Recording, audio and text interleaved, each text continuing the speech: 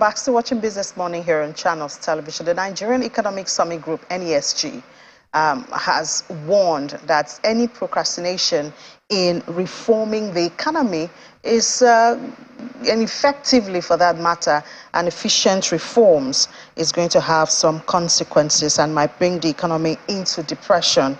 Now, the reforms they mean is to address macroeconomic and sector-specific challenges in the country. Despite this effort, the growth rate by Nigeria hasn't really impacted the life of individuals. We had Dr. Yusuf there talk about the number of Nigerians that have fallen into the poverty circle even more. Of course, we have inflation, we have rates still going up. We still have the issue of subsidy to stay or not to stay, and we still have that JAPA. That's JAPA syndrome that is still plaguing on Nigeria. I've seen the UK react to that, but we'll talk about that later. What we want to talk about is how this microeconomic indices is affecting specifically now the education sector. And we have joining us the director of Eduland Schools, Mr. Akintunde Ayondosu, joins us in the studio. Mr. Ayondosu, thank you so much for your time. Good morning. Good morning. Thank you for inviting us. Yeah, so let's just, you run schools, yep. A group of schools yep. in Lagos State. Yep. Tell us your reality. I don't know if we're out of the cash crunch yet. I don't know your experience with that. I think we're getting out of the fuel scarcity and the fuel queues. Okay. Of course, we still have inflation with us. Very much. So how does that play out in your sector running schools? Well, we're coming out of the cash crunch now. The fuel scarcity, which will definitely affect operations very, very much. Not so much from the income aspect, but from the expense aspect, where people are refusing to offer their goods, their services, because you cannot make payments. Very much what obtains across all sectors of the economy.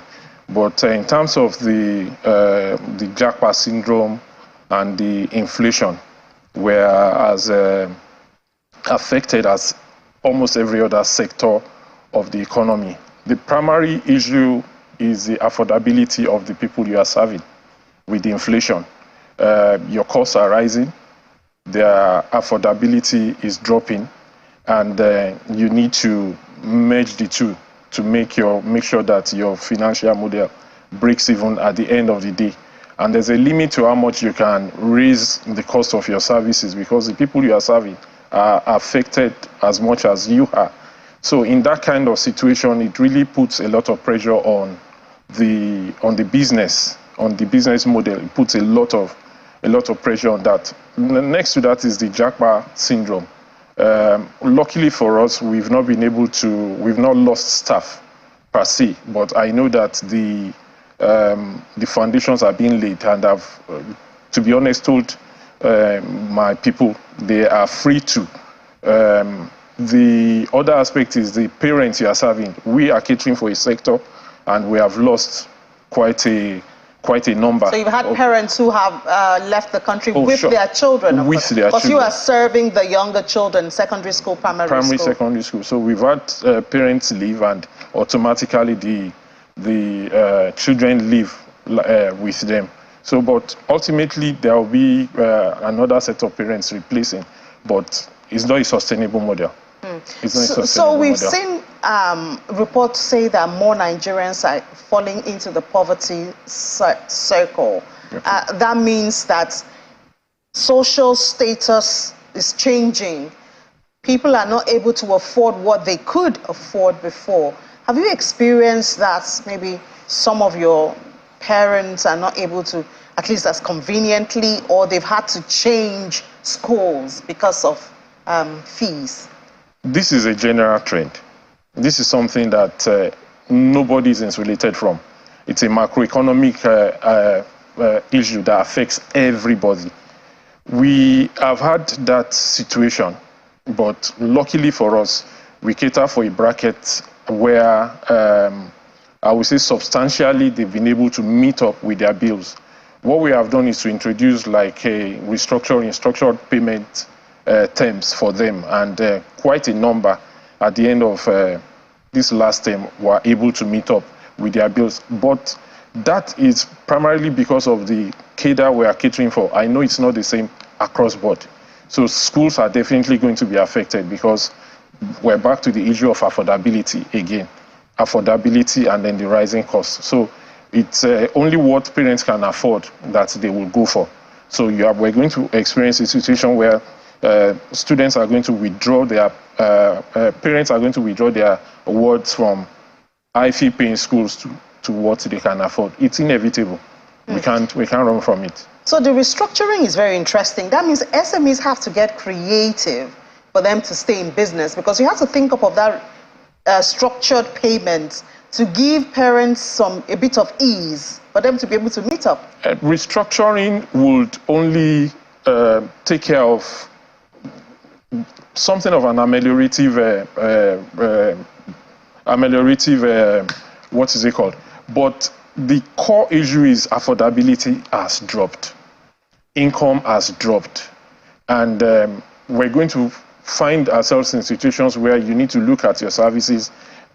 In some areas, you will need to cut back.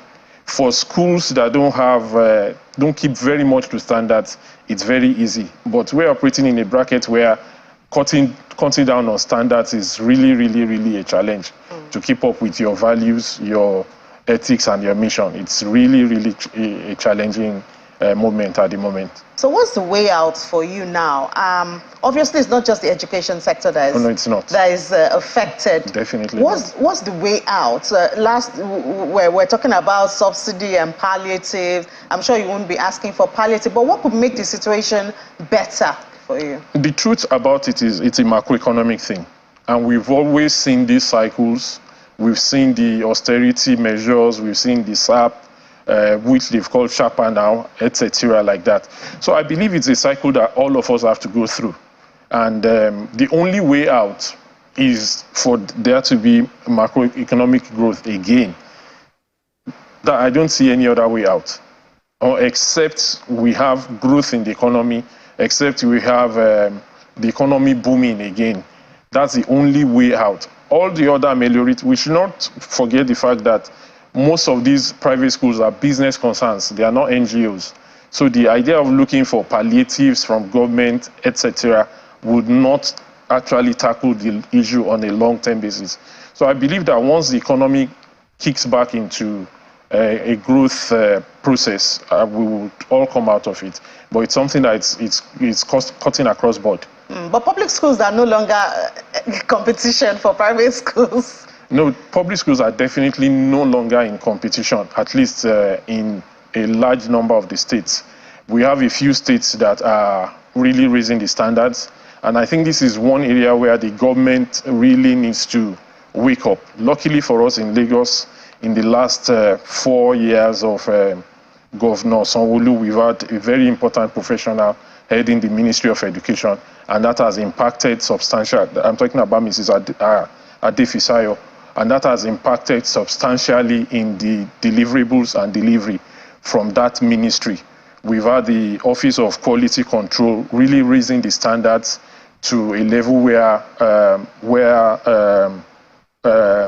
private schools are being better monitored and policed. But where the real impact is going to come out is when the public schools themselves are able to raise their standards to a level where they are able to compete substantially with even overtake the private schools. Exactly, because I was going to say, I mean, they have a good, even here in Lagos, they have a good regulatory framework, but I mean, running theirs, because when you talk about affordability, it's supposed to, the public school is supposed to be there for the people of, the lower status, lower economic status. That is supposed to be like a relief for them. And then the private school is supposed to be, maybe choice or class, In an ideal environment, take England, for example, the bulk of the population attend public schools. Exactly. So while we were growing up, we were maybe privileged to attend private schools, but most of our parents attended public schools. So government has the responsibility to educate the masses, and we should not forget the impact an educated population has on the economy. They are the drivers of the growth.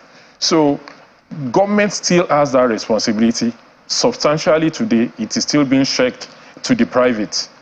It's still being checked to the private. And until government takes over that responsibility again, a lot of things would not fall in the right place. All right, so that we don't forget that it's not just supposed to be a private-driven sector. The education sector is supposed to be largely a public-driven sector. Exactly. Thank you so much, Mr. Akintunde Ayodiosu, Director, Eduland Schools. Thank you very much. And we do hope that the economy, the macroeconomy indices will change, and then it will trickle down to the education sector. Thank you so much for your time. Thank you very much. Enjoy the rest of your day. Thank you.